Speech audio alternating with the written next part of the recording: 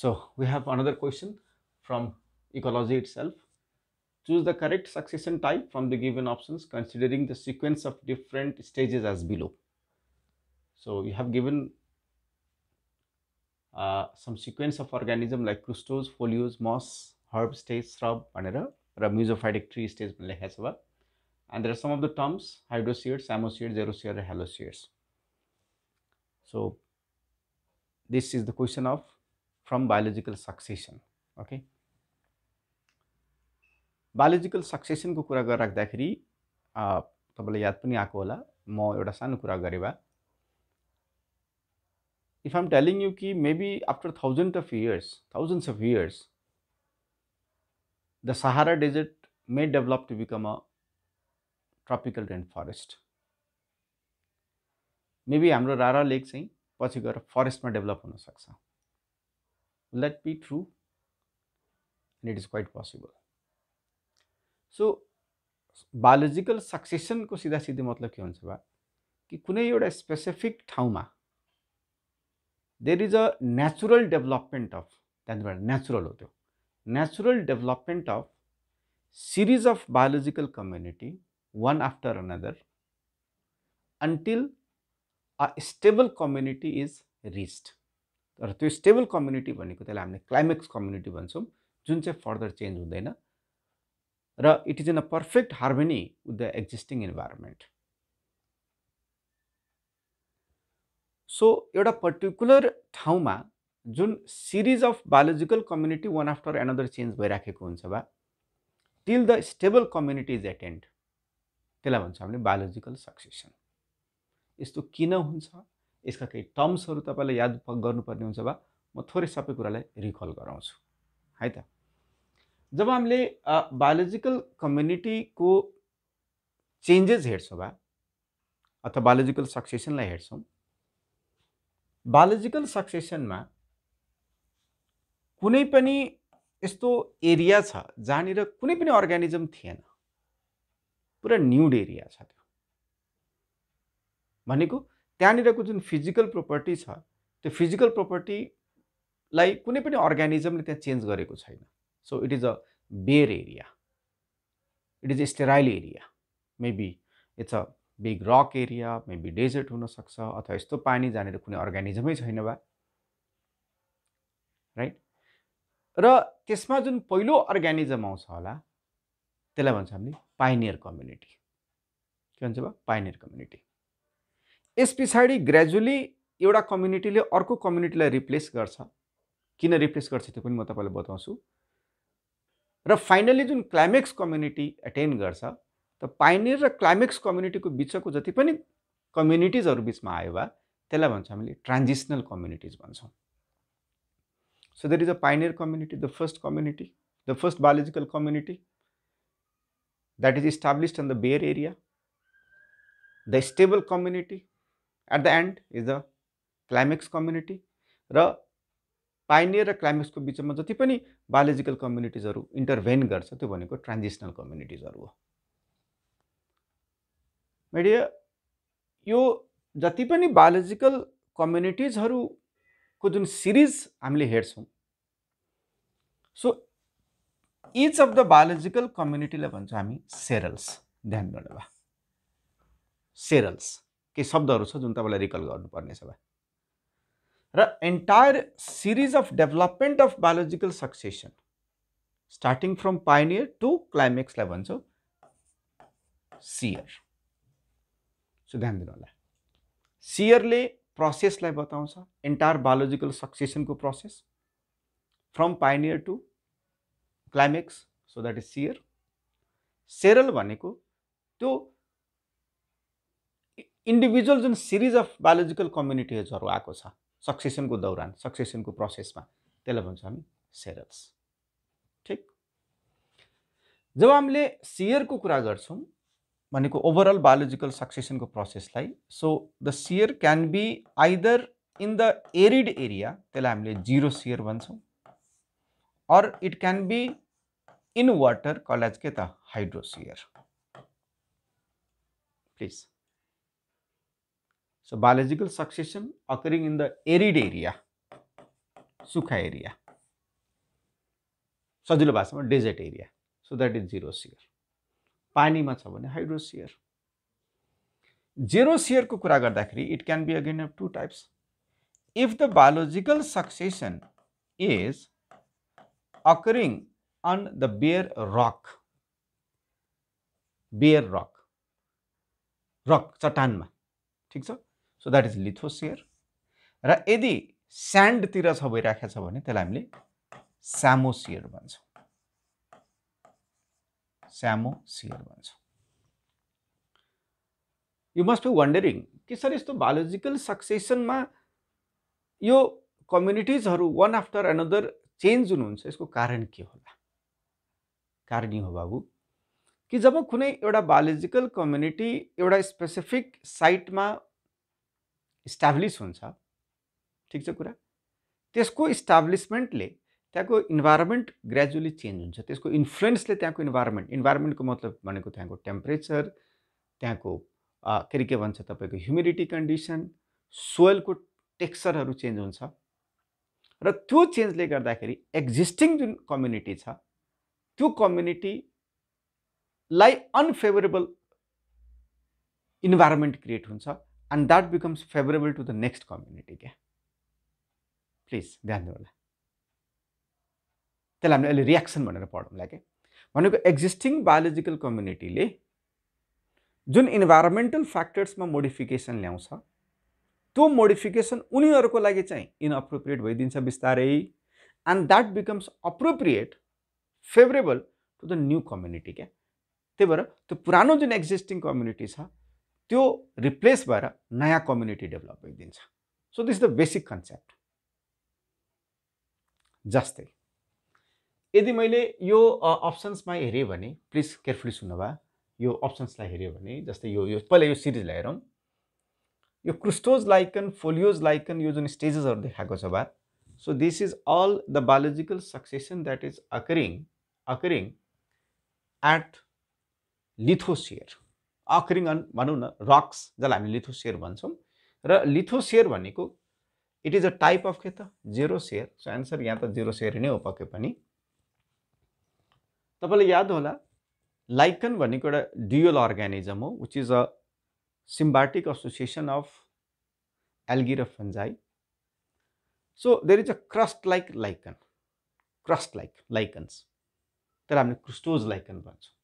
एउटा बेयर रकमा, मेरो कुरा राम्ररी सुन्नु होला बाबु एकछिन, बेयर रकमा क्रुस्टोज लाइकन इस्टाब्लिस भइसके पछाडि जब त्यो ग्रो गर्न थाल्छ बा, त्यसले के एसिड्सहरू सेक्रेट गर्छ जसले त्यहाँनिरको रक्सहरूलाई त्यहाँ पाउडरी बनाइदिन्छ होला अथवा त्यहाँ ब्रेक गर्छ होला।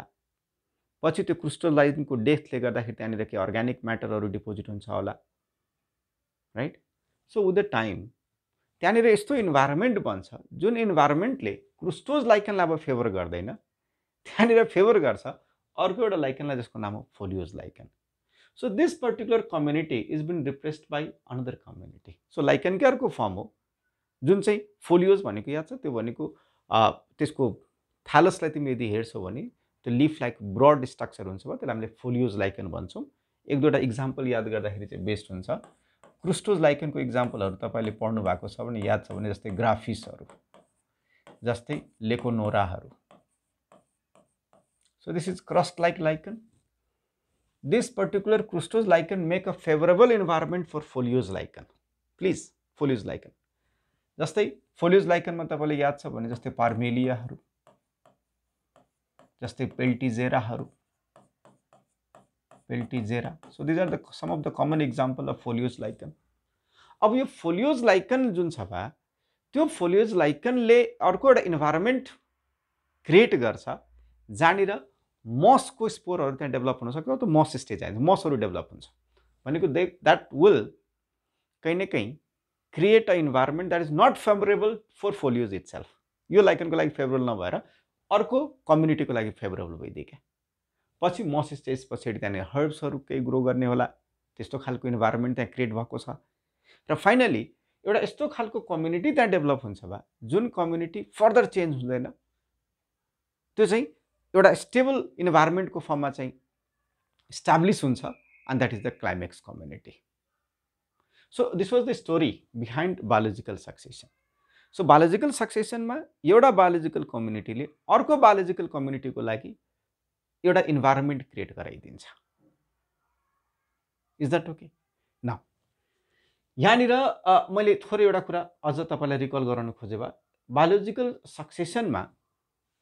सक्सेसनको प्रोसेसमा एउटा यस्तो एरिया जहाँनिर कुनै पनि अर्गानिजम कहिले पनि थिएन, त्यहाँ त्यो विशुद्ध स्टेराइल रिजन थियो।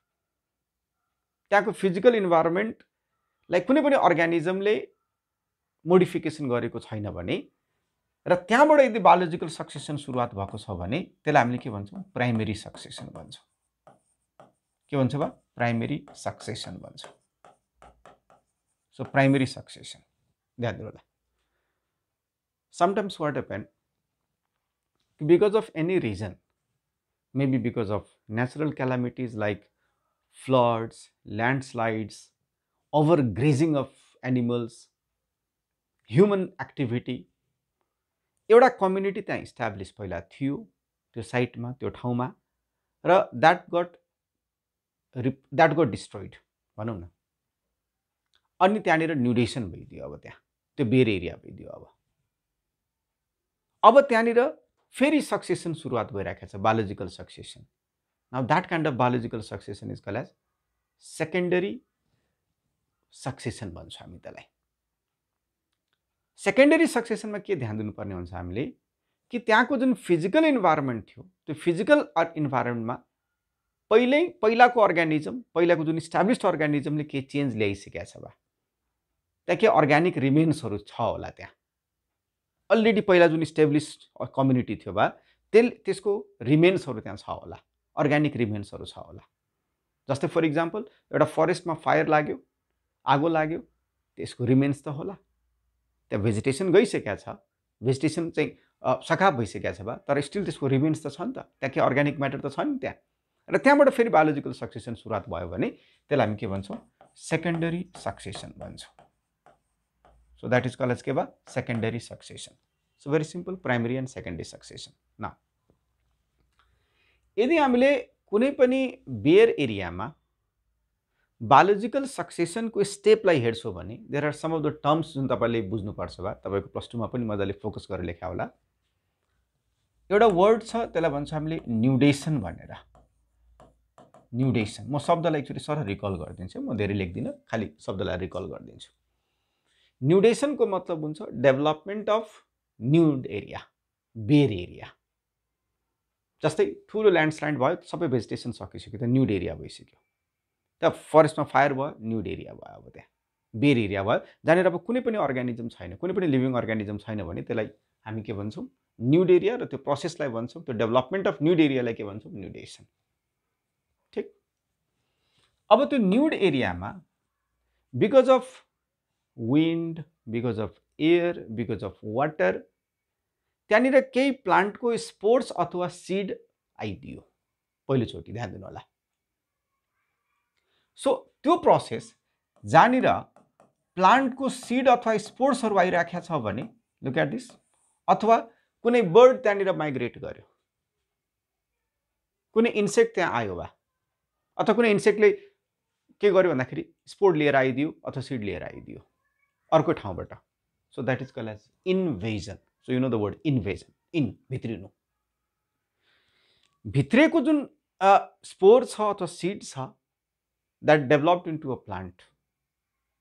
प्लान्टमा डेभलप हुनुको मतलब के हो थाहा छ? That got successful in establishing itself in that particular environment क्या। So that is a successful establishment क्या बा। सो कुनै पनि न्युड एरियामा जब इन्भेजन हुन्छ, त्यो जुन इन्भेजिभ स्पेसिसले आफ्नो जुन सक्सेसफुल इस्टाब्लिसमेन्ट देखाउँछ त्यसलाई भन्छौँ हामी इकेसिस भन्छौँ बा। So there is another word called as ecesis. यीबाट याद गर्नु होला, establishment, the successful establishment according to the environment that prevails there. त्यहाँको जस्तो इन्भाइरोमेन्ट छ त्यो इन्भाइरोमेन्ट आफूलाई एडजस्ट गर्न सक्नुलाई भन्छ इकेसिस। हामीले स्टेप्स हेर्दैछौँ बायोलोजिकल सक्सेसनको। अर्को कुरा के, जब सक्सेसफुल इस्टाब्लिसमेन्ट भइसकेको हुन्छ कुनै स्पेसिसको, सो त्यो स्पेसिसले आफ्नो नम्बर बढाउँछ बा। बायोटिक पोटेन्सियल हरेक अर्गानिजमसँग हुन्छ। If the environment is favourable त्यहाँनिर आफ्नो रिप्रोडक्टिभ पोटेन्सियलको हिसाबले नम्बर बढ्छ। सो नम्बर बढाउनु इज कल एज के त एग्रिगेसन। के भन्छ बा एग्रिगेसन। अब यो एग्रिगेसन गर्दाखेरि मैले एउटै स्पेसिस होइन, यहाँ कम्युनिटीको कुरा गर्दैछु। Community is the group of different species. अब विथ द एग्रिगेसन त्यहाँनिर के हुन्छ, कम्पिटिसन हुन थाल्छ। अब त्यहाँ कम्पिटिसन हुन थाल्छ। कम्पिटिसन के हुनसक्छ, either intra specific, the individuals of the same स्पेसिसको बिचमा पनि हुनसक्छ फुड र स्पेसको लागि, or it can be inter specific. त कम्पिटिसन भयो त्यहाँनिर, एकदम ध्यान दिनु होला। कम्पिटिसन भयो। कम्पिटिसनमा दुईवटा कुरा हुनसक्छ, या त एउटा सर्भाइभै गर्न सकेन त त्यो रिमुभ हुन्छ त्यहाँबाट, अर त्यो इन्भाइरोमेन्टको क्यापासिटी छ कि भाइ होइन सबैलाई म राख्न सक्छु, त्यसको क्यापेसिटी, त्यसलाई याद छ तपाईँले क्यारिङ क्यापेसिटी भनेर इकोलोजीमा पढेको थियो। त्यो इन्भाइरोमेन्टसँग क्यापेसिटी छ कि होइन म सबैलाई सस्टेन गराउन सक्छु भने इस्टाब्लिस भइदियो, रहिरहन्छ होला। कुरा बुझ्नुभयो? अब with the due course of time त्यहाँनिरको जुन बायोलोजिकल कम्युनिटी छ बा, त्यो बायोलोजिकल कम्युनिटीले ग्रेजुअली इन्भाइरोमेन्टमा चेन्ज ल्याउँछ। जुन म अघि मैले बोल्दै थिएँ, टेम्परेचरमा चेन्ज ल्याउला, त्यहाँको सोइलको टेक्सचरमा चेन्ज ल्याउला, त्यहाँको वाटर बडिजमा चेन्ज ल्याउला, भनेको फिजिकल इन्भाइरोमेन्टमा चेन्ज ल्याउँछ। त्यो फिजिकल इन्भाइरोमेन्टमा जुन चेन्ज ल्याइरहेको छ बा त्यसलाई भन्छौँ हामीले रियाक्सन। सो रियाक्सन भनेको it is any modification that occurs in the environment by the existing community. क्या एक्जिस्टिङ कम्युनिटी। अब सोच, त्यो मोडिफिकेसन आयो भने त एक्जिस्टिङ कम्युनिटीलाई त्यो कन्डिसन अनफेभरेबल भइदिन्छ। प्लिज, आफैले ल्याएको जुन चेन्जेस छ त्यो चेन्जेसले गर्दाखेरि अनफेभरेबल भइदिन्छ उसको लागि, and that becomes favourable for के त द नेक्स्ट कम्युनिटी। बुझ्नुभयो? सो रियाक्सनले गर्दाखेरि त्यहाँ एउटा biological community is been replaced by another biological community. अनि लास्टमा तपाईँलाई थाहा छ एउटा स्टेबल कम्युनिटी अथवा क्लाइमेक्स कम्युनिटी अटेन गर्छ, जुन चाहिँ इन्भाइरोमेन्टसँग पर्फेक्ट हार्मोनीमा हुन्छ बा, इक्विलिब्रियम कन्डिसन आउँछ भनौँ न यसरी। So that is stable or the climax community. So this was the general steps जुन हामीले हेर्न सक्छौँ during the process of biological succession. Once again, biological सक्सेसनमा द एन्टायर सिरिज अफ चेन्जेसलाई हामीले सियर भन्छौँ। Is that okay? इन्डिभिजुअल कम्युनिटिजलाई हामीले सेरल्स भन्छौँ। इनिसियल कम्युनिटी जुन आयो त्यो पाइनियर भयो। लास्टमा जुन स्टेबल कम्युनिटी छ जुन फर्दर चेन्ज हुँदैन त्यो क्लाइमेक्स कम्युनिटी भयो। पाइनियर पछाडि क्लाइमेक्स कम्युनिटी भयो। Is that okay? यदि एरिड एरियामा भएको छ succession xerosere, it can be two types, either lithosere that is on the rocks, or स्यान्डमा द्याट इज स्यामोसियर। पानीमा छ भने त्यसलाई के भन्छौँ? हाइड्रोसियर।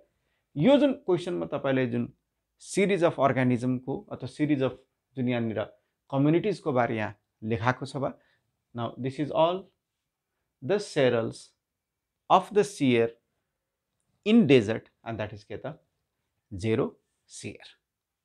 Is that okay?